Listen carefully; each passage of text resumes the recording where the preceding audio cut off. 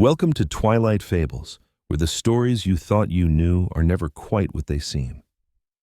Tonight's tale is Cinderella, a story of ashes, magic, and a happily ever after that comes at a silent, shimmering cost. Cinderella's mother died on a winter morning when frost clung to the windows like pale flowers, and the fire in the hearth burned low. She held her daughter's small, soot-smudged hands and whispered that kindness was a shield stronger than any blade, that goodness would always find its way back to her. Cinderella believed her. She believed it even after her father remarried a woman with a thin smile and eyes that measured rooms like possessions. She believed it when two stepsisters arrived with silk dresses and laughter too loud for mourning. At first, life only shifted slightly, a forgotten meal, a chore added here and there. But grief has a way of softening cruelty, and Cinderella tried to please them all. When her father grew ill and faded like smoke, the house changed completely. Her bedroom became a sewing room, then a storage space, then nothing at all. She slept by the hearth on a thin blanket, her hair smelling of ash, her hands cracked and burned from scrubbing floors and tending fires that warmed everyone but her. They called her Cinderella with laughter in their voices, as if her name were something dirty. Still, she was kind. She fed birds from her own scraps. She whispered to mice who nested near the warm stones. She dreamed quietly, carefully, so no one could take even that away. When the royal messenger rode through the village announcing a grand ball where the prince would choose a bride, the kingdom burst into celebration. Bells rang. Markets overflowed with ribbons and perfume. Cinderella listened from the kitchen doorway while her stepsisters squealed and spun in circles. The stepmother turned slowly, her eyes sharp with calculation, and said that of course they would attend. She looked at Cinderella only long enough to say, "If all your work is done before sundown, perhaps you may come too." Hope bloomed painfully in Cinderella's chest. She worked faster than ever had before, scrubbing until her fingers bled, carrying water until her arms shook, sweeping every corner of the house while her stepsisters deliberately scattered dust behind her. When she finally finished and ran upstairs, breathless and smiling, she found her dress ripped, muddy, and ruined. The stepmother sighed with false disappointment and told her there was no time for a servant girl to attend a royal ball. The carriage wheels rolled away in a cloud of dust and laughter, leaving Cinderella alone in the silence. She sank beside the cold hearth, tears streaking ash down her cheeks, whispering that she had tried so hard that she had only wanted one night to feel beautiful. The shadows in the garden stretched long as the sun disappeared and the air grew strangely still. That was when a soft voice spoke her name. Cinderella looked up to see an old woman standing where the roses grew, her cloak the color of twilight, and her eyes bright as stars reflected in dark water. She did not look surprised by the ashes or the tears. She knelt as if she had always belonged there and brushed Cinderella's hair back with cool fingers. She said she had watched for a long time, waiting for a heart gentle enough to deserve something more. Cinderella asked if she was a dream. The woman smiled in a way that felt both warm and distant. With a flick of her wrist, the broken pumpkin near the gate twisted and stretched, its skin hardening into a gleaming carriage. Mice lifted into the air and landed as glossy horses, their hooves clicking like crystal. Cinderella gasped as rags flowed into silk, her soot-stained skin washed clean by shimmering light, and a gown of silver blue formed around her like moonlight captured in fabric. Finally, the woman lifted Cinderella's bare feet and slid on slippers made of clear glass that caught the starlight in sharp prisms. The moment they touched her skin, a cold tingling rushed up her toes, numb and sparkling, like stepping into winter water. "Magic always leaves a trace," the woman said softly. "Remember to leave before midnight." Cinderella nodded, dizzy with wonder, barely hearing the words as she stepped into the carriage and felt it roll away smoother than any dream. The palace glowed like a jewel against the dark sky, its windows blazing with golden light and music spilling into the gardens. When Cinderella entered the ballroom, every voice hushed, nobles turned, servants stared, and the prince himself paused mid-step, his breath catching as if the world had suddenly narrowed to her alone. He approached with a smile full of awe and asked her to dance. They moved across the floor as if the music belonged only to them, her skirts whispering, his hands warm at her waist. She laughed, and the sound rang clear and light, almost like glass chiming together. Time seemed to soften. stretching into a dream where nothing existed but spinning lights and gentle touches. Cinderella felt no ache in her feet, no exhaustion, only a strange floating sensation, as if the floor were far away beneath her. When she passed mirrors along the walls, her reflection shimmered faintly, like ripples on water, but she thought it was only the candlelight playing tricks. The prince told her she was the most beautiful woman he had ever seen, that he had searched his whole life for someone whose presence made the world feel brighter. Cinderella's heart swelled painfully with hope. No one had ever spoken to her like that. For a moment, she believed this was what her mother had meant, that kindness had truly led her here. But then the clocks began to chime. The first note struck sharp as breaking ice, and a sudden chill ran through her legs.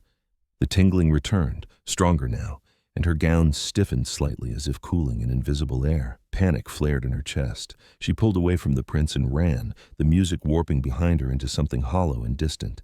Each step felt heavier, slower, as though her feet were sinking into unseen stone. She burst down the palace steps as the final bell rang, and the magic shattered around her. The carriage collapsed into vines and splinters. The horses scattered as mice. Her gown faded into rags, but one slipper slipped free and remained on the marble stair, shining softly in the moonlight. Cinderella fled home, breath tearing from her lungs, heart pounding so loudly she feared it would burst. She reached the hearth and collapsed, clutching the remaining slipper with shaking hands. It felt cool and smooth, strangely comforting. She slid it off and set it beside her on the stone floor. Her bare foot looked pale in the moonlight, almost luminous, but she told herself it was only exhaustion, only the lingering glow of magic. She curled up near the ashes and slept, dreaming of music and laughter and a prince's warm smile. As the moon climbed higher, silver light spilled across the room and brushed her toes. Slowly, almost imperceptibly, her skin shimmered, turning faintly translucent, like frost forming on glass. Cinderella stirred but did not wake, her face peaceful, her lips curved in a soft smile as if still dancing. The slipper beside her hummed quietly, a sound so low it could have been the whisper of the wind, or the beginning of something claiming what it had been given. Morning light crept through the narrow kitchen window and spilled across the hearth, waking Cinderella with gentle warmth. For a brief moment, she forgot the ashes, the rags, the cruelty, and remembered only music and laughter, and a prince's kind eyes. Then she noticed the slipper beside her, still whole, still shining as though it had never belonged to a dream at all. She lifted her foot and froze. The tips of her toes looked pale and faintly glossy, as if a thin layer of crystal coated them. She pressed her thumb against her skin and felt pressure but no pain, as though sensation had dulled overnight. A nervous laugh escaped her. Magic always leaves a trace, she reminded herself. Surely this was nothing more than that, a leftover shimmer from the fairy's spell. She slipped the glass shoe back on, and the numbness vanished beneath its cool embrace, replaced by a pleasant warmth that traveled slowly up her ankle like a comforting tide. The prince arrived in the village before noon, riding in a carriage lined with silk and guarded by soldiers whose armor flashed in the sun. Trumpets announced his presence, and people poured into the streets, whispering excitedly about the mysterious girl who had stolen his heart. The stepmother's eyes shone with ambition as she ushered her daughters forward, each one eager and desperate to become royalty. Cinderella was shoved into the attic and the door locked, the key turning with a sharp final click. Below, the sisters took turns forcing their feet into the slipper, faces twisting with pain as it refused them, the glass hard and unforgiving. It would not bend. It would not change. It only rang softly, as though offended by the wrong touch. Cinderella listened to the muffled voices from above, heart pounding, knowing somehow that the slipper was waiting for her. The warmth pulsed through her leg, urging her forward. She climbed out the small attic window, lowering herself into the garden with trembling hands, and ran toward the crowd gathered at the door. When the prince saw her, his breath caught, just as it had in the ballroom. He rushed forward, ignoring protests, and knelt to slide the slipper onto her foot.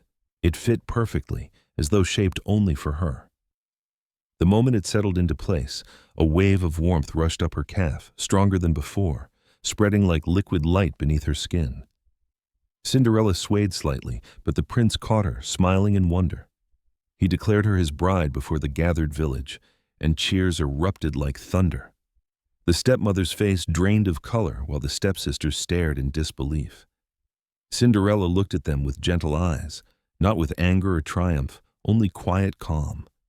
The wedding was everything a fairy tale promised. Bells rang for hours, white roses lined the palace halls, and sunlight poured through stained glass windows that painted the floor in jewel tones. Cinderella wore a gown finer than any dream she had ever held, and when she walked, the glass slippers chimed softly with each step, a delicate music that followed her down the aisle. The prince's hands were warm and steady as he vowed to love her forever. The kingdom adored their new princess, praising her beauty and kindness in equal measure. Cinderella smiled often, laughed softly, and played her role perfectly, as though happiness had always belonged to her. True to her gentle nature, she invited her stepmother and stepsisters to live in the palace. The court marveled at her forgiveness, whispering that no heart had ever been so pure. The stepmother accepted stiffly, her pride bruised, but her hunger for comfort stronger than resentment.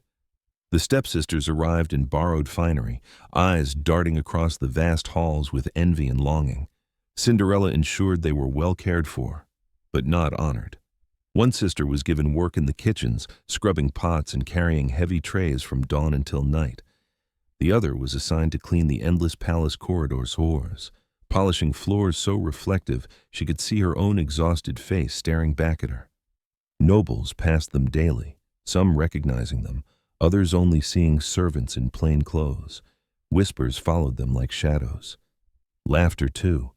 Cinderella never scolded, never raised her voice, never ordered cruelty. She only smiled gently when they bowed and thanked her for their positions. Slowly, the pride that had once lifted their chins drained away. Their dresses grew plain, their hands rough, their laughter disappeared. Eventually, dismissed in quiet disgrace for clumsiness and fatigue, they left the palace poorer than they had ever been, slipping into obscurity while the kingdom forgot their names. The stepmother remained. Cinderella insisted she stay close, in comfortable chambers near the gardens. "Family should never be separated," she said softly. The stepmother watched from balconies as Cinderella was adored by crowds, as children ran to hug her skirts, as nobles bowed low. She listened to songs written about the gentle princess who had risen from ashes. Each praise cut deeper than any insult. At night, she lay awake, staring at silk curtains, her heart twisting with bitterness and regret, knowing she could never escape the life Cinderella had built so beautifully without her. Weeks passed, and Cinderella began to notice more changes. The numbness in her feet spread slowly up her legs, like frost creeping across a window. Sometimes when she touched her skin, it felt cool and smooth, too perfect. Tiny veins beneath the surface shimmered faintly in candlelight. Once, when she pricked her finger on a rose thorn, no blood came, only a faint crackling sound like ice forming. She hid her hands in her sleeves and said nothing. She told herself it was simply magic lingering, a small price for happiness. At night, she often stood by the window without realizing she had risen from bed, her body stiff and upright, as though resting in a different way altogether. The prince noticed she felt colder when he held her, but she laughed it off and pressed closer, assuring him she was fine. She was happy, happier than she had ever imagined possible. She had love, warmth, safety, and justice. Quiet justice that hurt no one but satisfied something deep inside her that had once burned with helpless pain. One morning, Cinderella awoke unable to feel her legs at all. She tried to stand and nearly fell, catching herself on the bedpost. Her calves shimmered openly now, translucent like polished crystal. Fear fluttered briefly in her chest, but it was quickly smothered by calm acceptance. She knew, without knowing how, that the magic was reaching its end. She called for the prince and asked him to sit with her in the sunlit room overlooking the gardens. They talked for hours, about the day they met, about the life they dreamed of, about kindness and forgiveness and how love had changed everything.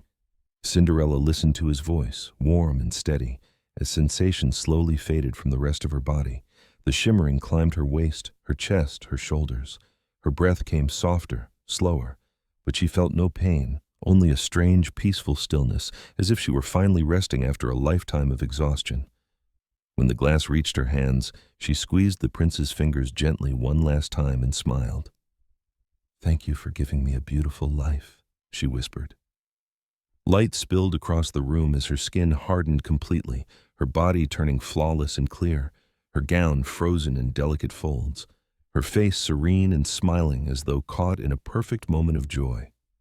Where Cinderella had sat now stood a statue of pure glass, a queen forever preserved in beauty and grace.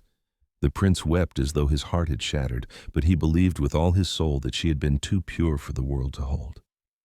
In her honor, he placed her statue in the palace garden beneath a canopy of white roses.